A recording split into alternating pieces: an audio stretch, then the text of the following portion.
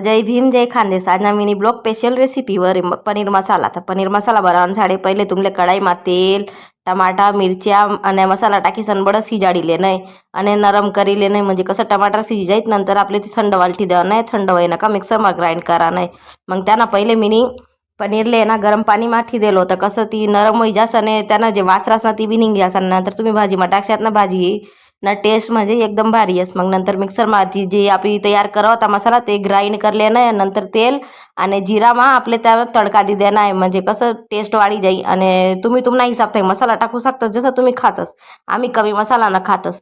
मग ते बडवई ना का पनीर जे आपण गरम पाणीમાં ठेवलं होतं ते लिहिल्यावर नाही देखा एकदम फ्लफी फ्लफी वही जायले एकदम खावा बी भारी लागस भाजी। मग नंतर ते बड टाकीसन आपले 2 मिनिटं साडे ताट झाकी द्यावा नाही आणि मग 2 मिनिट नंतर भाजी तयार होई झाली होती। मग आता आपण चपातीनी तयारी करू। चपाती कसं त्यासाठी टिफिनमध्ये आणि रास त्या खाई सण जातस त्यांना। मग आपण आता मना पतिदेव पै रिव्ह्यू लोत म्हणजे भाजी कशी बनेल त्यासले जेवण आवडणार का नाही आवडणार।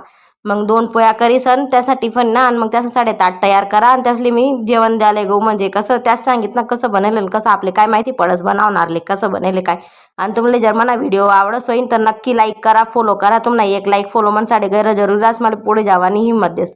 मग मना पती देवले तो जेवण गैर आवडणं होतं, भाजी गैरी आवडणी होती, कितला मजा आली सन खायला ना। चला भेट।